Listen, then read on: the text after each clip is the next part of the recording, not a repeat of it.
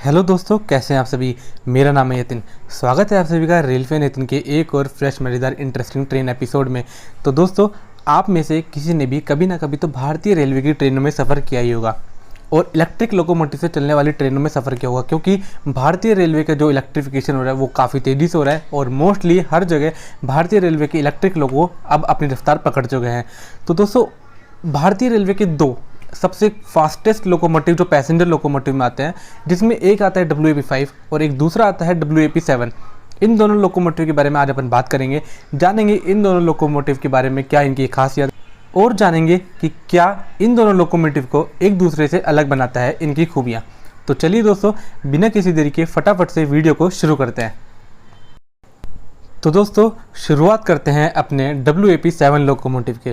तो दोस्तों, WAP7 बहुत ही इम्पोर्टेंट लोकोमोटिव है। जैसा कि आपने राजधानी, शताब्दी, गरीब रथ, सुपरफास्ट, एक्सप्रेस, पैसेंजर, बहुत सी ट्रेनों में WAP7 लोकोमोटिव यूज़ में आता है। और दोस्तों, एक बात आपको बताऊं तो WAP7 लोकोमोटिव WAP5 लोकोमोटिव से ज़्यादा यूज़ में आता है और WAP7 जो लोकोमोटिव है वो इलेक्ट्रिक लोकोमोटिव है। दोस्तों, अब बात करते हैं हॉर्स पावर की। तो दोस्तों, WAP7 6350 हॉर्स पावर का लोकोमोटिव है, जो कि काफ़ी ज़्यादा है। और बात करें पैसेंजर लोकोमोटिव में, सबसे ज़्यादा हॉर्स पावर देने वाला लोकोमोटिव WAP7 लोकोमोटिव है।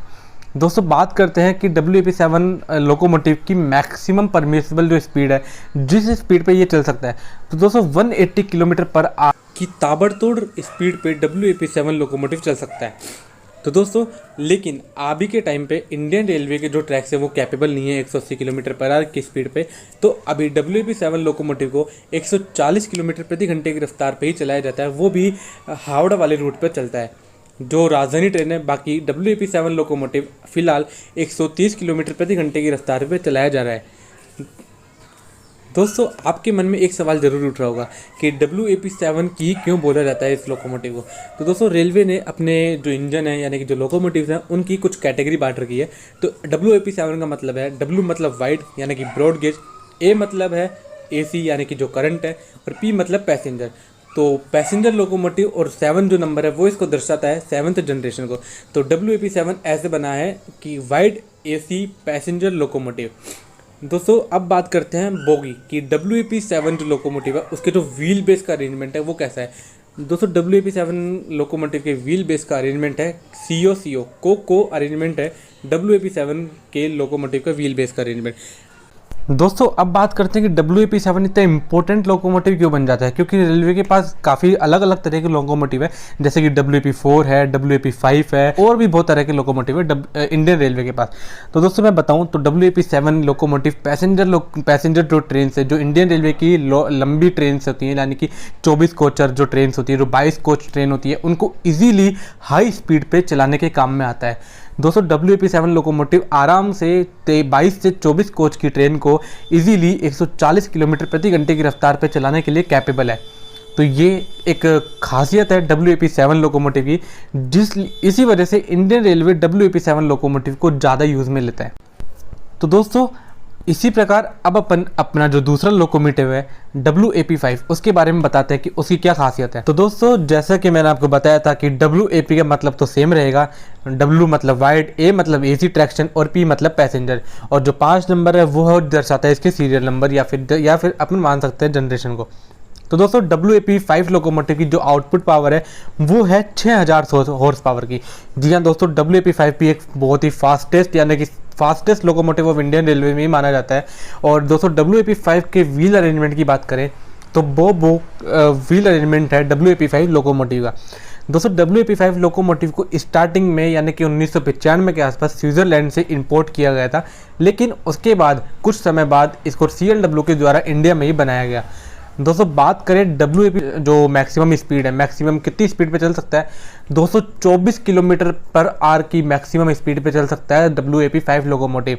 और दोस्तों, लेकिन अभी इंडियन रेलवे की, जैसा कि मैंने आपको बताया था, ट्रैक्स के रिस्ट्रिक्शन के कारण अभी WAP5 लोकोमोटिव 160 किलोमीटर प्रति घंटे की रफ्तार पे चल रहा है। और वो इंडिया की फास्टेस्ट ट्रेन गतिमान एक्सप्रेस, जो कि हजरत निजामुद्दीन से झांसी तक चलाई जाती है, उसको सर्विस 160 किलोमीटर प्रति घंटे की रफ्तार पे दे रहा है। तो दोस्तों WAP5 तो आप समझ सकते हैं कि कितना फास्ट लोकोमोटिव है, जो कि अपनी गतिमान एक्सप्रेस को 160 किलोमीटर प्रति घंटे की रफ्तार पे चला रहा है। और दोस्तों बात करें कि WAP5 लोकोमोटिव का एक स्पीड ट्रायल हुआ है, जो कि सक्सेसफुल स्पीड ट्रायल रहा है 184 यानी कि 180 किलोमीटर के आसपास 180 किलोमीटर प्रति घंटे की रफ्तार पे WAP5 लोकोमोटिव को चलाया गया था और वो ट्रायल सक्सेसफुल सफल हुआ था।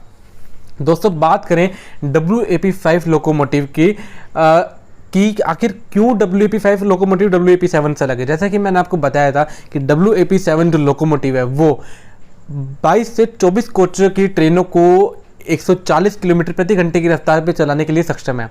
लेकिन दोस्तों WAP5 लोकोमोटिव का मैकेनिज्म है वो इस प्रकार बनाया गया है कि WAP5 लोकोमोटिव छोटी ट्रेनों को हाई स्पीड पे चलाने के लिए सक्षम है।